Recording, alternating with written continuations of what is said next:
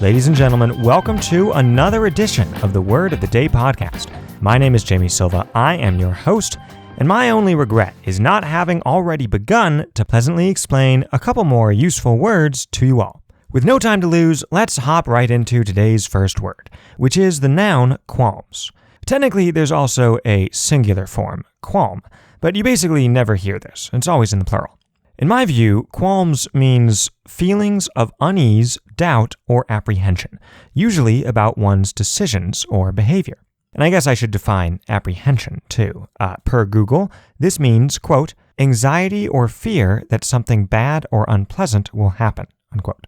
And now, the Google definition of qualms, quote, uneasy feelings of doubt, worry, or fear, especially about one's own conduct, a misgiving, unquote. Well, I just love this definition. It's exactly right. And that part about qualms often referring particularly to one's own conduct ties in perfectly with today's second word, compunction. But we'll get to that later. So most of the time when people talk about qualms, they talk about either having them or not having them.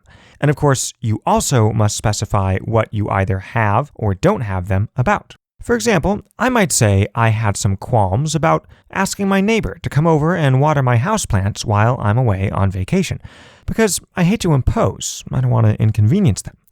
Also, I happen to know this neighbor just loves houseplants, and who knows, what if they grow fond of mine and then steal a couple? It could happen. So here, I have some misgivings, right? Some reservations about this decision. I'm concerned that something might go wrong, or that it might be a bad choice. All that amounts to me having some qualms about it. Conversely, I might say I had no qualms about canceling my restaurant reservation at the last minute, because I know this place has tons of walk-ins who will happily take the table instead. This second scenario highlights another way to use the word, where you're not just concerned that you might be making a bad decision, you're worried that you might be making an unethical or immoral one. Like, if you ever think to yourself, does this make me a bad person? Regardless of whether you conclude that it does or it doesn't, that feeling, that question, means that you're having some qualms. This kind of qualm, you could say, is the fruit of an active conscience. The other kind, the simpler, am I making the wrong choice sort of qualm, is the fruit of second-guessing your decisions, either before or after you've made them. Moving along, here are a few more quick usage notes for qualms. First, you must always specify the quantity of qualms that you have. In my experience, this is generally either some qualms, a few qualms, or no qualms. Second, qualms are often vague and somewhat indecisive. Like, it seems like something could go wrong, or perhaps you're not doing the right thing, but you're not sure precisely what is wrong, or what the right thing would be, or whether you might regret doing something else even more. Versus, if you were actually sure that you made the wrong decision or had acted unethically, then you wouldn't feel uneasy and doubtful anymore. You'd just know that you messed up. So I suppose one could think of qualms as like pre-regrets, if you will. You don't have regrets yet, not quite, but you can sort of see them coming, and you rather dread their arrival.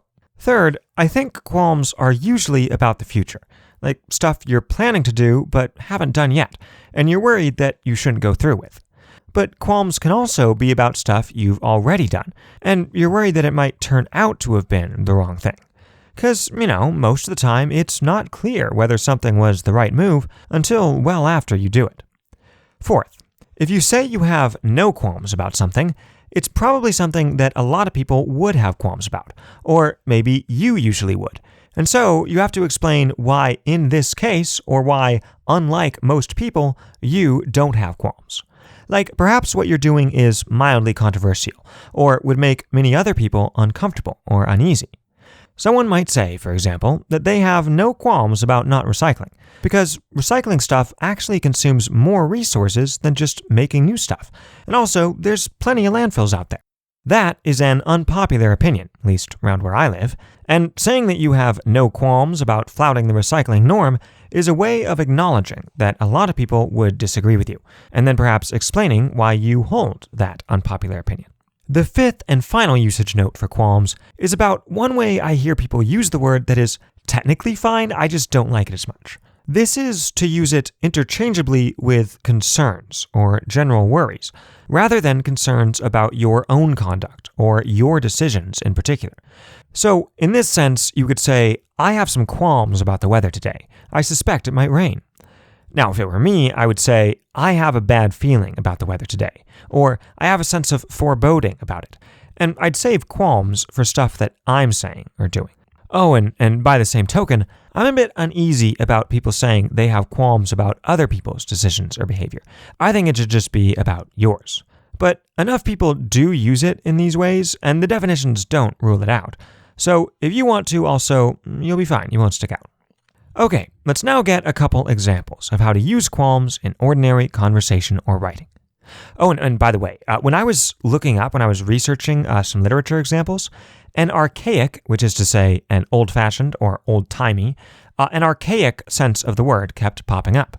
That being a momentary feeling of sickness or faintness. Not in a figurative way either, like a literal, I don't feel so good, I gotta sit down kind of way. To be clear, this definition of the word is obsolete, but you can see how it's a logical predecessor to the current meaning, right? Like, people who are super worried or uneasy often say that they feel like they have a knot in their stomach, or a sinking feeling. And at extreme levels, worry and anxiety and stress and the like can make you physically ill, or at least more susceptible to sickness. So it really all fits together quite nicely, I would say. Okay, now on to the examples before I get sidetracked again. Example number 1. Sir Reginald was ordinarily excited about jousting tournaments, but when he saw that he had been matched up in the first round against Sir Liftsalot the Mighty, who was said to have the strength of 7 men, Sir Reginald began to have some qualms about participating. Example number 2. Whenever Wendy felt she wasn't getting the service she deserved at a business, she had no qualms about asking to see the manager. In this example, the phrase no qualms makes sense, because most people are a little uncomfortable asking to see the manager, because they don't want to seem rude or demanding. This would fall into the does this make me a bad person sense of qualms. Since Wendy, unlike most, has no qualms about asking for the manager, that means she would answer that question in the negative. Example number 3. Mr. and Mrs. Flanagan had a few qualms about telling their children that the cookie jar had been infested with a family of gigantic stinging cockroaches. But they reluctantly spread the rumor within the household anyway, warning that so much as opening the jar, much less sticking one's hand inside, would cause all of its revolting inhabitants to leap out at once and savagely attack the hapless would-be snacker. Commented Mrs. Flanagan, "Do we feel great about exploiting our kids' biggest fear, because cockroaches regularly give them nightmares, in order to keep them in line? No, we don't. But it's the only way to get them to stop stealing cookies." Example number 4 comes from the book Anne of Green Gables, and this is a rather extended selection, but you sort of need the extra context in order to see how qualms fits in. This comes from near the beginning of the book, where 2 of the main characters have decided to adopt a boy, and their neighbor, Mrs. Rachel Lynde, finds out about it. The following is lightly edited for clarity. Quote, Mrs. Rachel Lynde prided herself on always speaking her mind, and she proceeded to speak it now. "Well, Marilla, I'll just tell you plain that I think you're doing a mighty foolish thing, a risky thing, that's what. You don't know what you're getting. You're bringing a strange child into your house and home, and you don't know a single thing about him, nor what his disposition is like, nor what sort of parents he had, nor how he's likely to turn out. Why, it was only last week I read in the paper about how a man and his wife took a boy out of an orphan asylum, and he set fire to their house at night, set it on purpose, Marilla, and nearly burnt them to a crisp in their beds. If you'd asked my advice on the matter, which you didn't do, Marilla, I'd have said for mercy's sake not to think of such a thing, that's what." This outburst seemed to neither offend nor alarm Marilla. She knitted steadily on. "I don't deny there's something in what you say, Rachel. I've had some qualms myself. But Matthew was terrible set on it. I could see that, so I gave in. It's so seldom Matthew sets his mind on anything that when he does, I always feel it's my duty to give in. And as for the risk, there's risks in pretty near everything a body does in this world. There's risks in people's having children of their own if it comes to that. They don't always turn out well." Unquote. Okay, that'll do it for today's first word. So now it's time to just briefly explore the second, which is the noun compunction. I would say this means a feeling of regret or remorse for having done something wrong. Google's definition is a little different. It goes, quote, a feeling of guilt or moral scruple that prevents or follows the doing of something bad, unquote. The prevents part is new to me, I confess. I'm only familiar with compunction being used to refer to after-the-fact guilt. So I'm going to stick with that sense here. So, building on that, if qualms, at least in one sense, are what you feel before you do something wrong, or hurt someone, or at least before the consequences of your doing so are clear, compunction is what you feel afterwards. If qualms have you saying to yourself, does this make me a bad person? Compunction is what you feel when you conclude, oh no, it looks like I am. And by the way, you could also feel some compunction for accidentally wronging someone, just like how you can go to jail for involuntary manslaughter, even though the crime in question involves accidentally killing someone without malice aforethought, as the technical legal phrase goes. Quickly glancing at the etymology of compunction, this reminds me of the archaic sense of qualms, in that it relates to physical symptoms of discomfort. So compunction comes from the Latin word compungere, meaning to severely prick or sting. This fits right in with how people talk about their consciences, right? Like, for example, you could say Jimmy felt a pricking of conscience after he pretended not to be responsible for the smashed vase in the living room, when in fact he had dropped it while trying to balance it on his head. Or you could say his conscience stung him. Or you could say he suffered from some pangs of conscience. A pang being, according to Google, a sudden, sharp pain or painful emotion. And I would add, especially the emotion of guilt. So again, we have this link between physical pain and the psychic pain of feeling remorse for doing something bad. No major medical or linguistic conclusions here, just I find it pretty interesting. Summing this up, I think using compunction is pretty simple. If you feel guilty about something, you can say you have compunction, or you feel compunction about it. If you don't feel guilty about something, you can say you have no compunction about it. And actually, saying people have no compunction is probably more common in ordinary conversation than saying they do have compunction. Okay, let's now glance at a couple examples of how to use compunction in everyday conversation or writing. Example number 1. Samuel felt some compunction after accidentally cutting someone off in traffic, so he did a couple little apology beeps on his horn to let the other driver know it had been an honest mistake. Example number 2. Sandra felt no compunction about arriving 10 minutes late to the weekly sales meeting, because she felt they were a waste of her time anyway. If anything, she thought to herself, management should feel some compunction about making us come to an hour-long meeting, when an email would have sufficed just fine. Example number 3 comes from the book Sense and Sensibility by Jane Austen. Quote, Eleanor tried very seriously to convince her brother that there was no likelihood of her marrying Colonel Brandon, but it was an expectation of too much pleasure to himself to be relinquished, and he was really resolved on seeking a friendship with that gentleman, and promoting the marriage by every possible attention. He had just enough compunction for having done nothing for his sisters himself to be exceedingly anxious that everybody else should do a great deal for them, and a marriage offer from Colonel Brandon was the easiest means of atoning for his own neglect. Unquote. And for the final example, example number 4, we return to Anne of Green Gables for another rather lengthy snippet. In case you can't tell, I like this book a lot. In this part, which again I've edited a bit for clarity and conciseness, Marilla suspects that Anne, the girl, not boy, she ended up adopting, has stolen a brooch from her. And a brooch is like a fancy ornament thing you can pin on your clothing. Okay, here we go. Quote, You'll stay in this room until you confess, Anne. You can make up your mind to that, Marilla said firmly. But the picnic is tomorrow, Marilla, cried Anne. You won't keep me from going to that, will you? You'll just let me out for the afternoon, won't you? Then I'll stay here for as long as you like afterwards, cheerfully. But I must go to the picnic. You'll not go to picnics nor anywhere else until you've confessed, Anne, replied Marilla. When Marilla took Anne's breakfast up to her room the morning of the picnic, she found the girl sitting primly on her bed, pale and resolute, with tight-shut lips and gleaming eyes. I took the amethyst brooch, said Anne, as if repeating a lesson she had learned. And an amethyst is a type of precious stone, by the way. Continuing. I took it, just as you said. I didn't mean to take it when I went into your room, but it did look so beautiful, Marilla, when I pinned it on my breast that I was overcome by an irresistible temptation. I imagined how perfectly thrilling it would be to take it to Idlewild and play I was the Lady Cordelia Fitzgerald. It would be so much easier to imagine I was the Lady Cordelia if I had a real amethyst brooch on. So I took it. I thought I could put it back before you came home.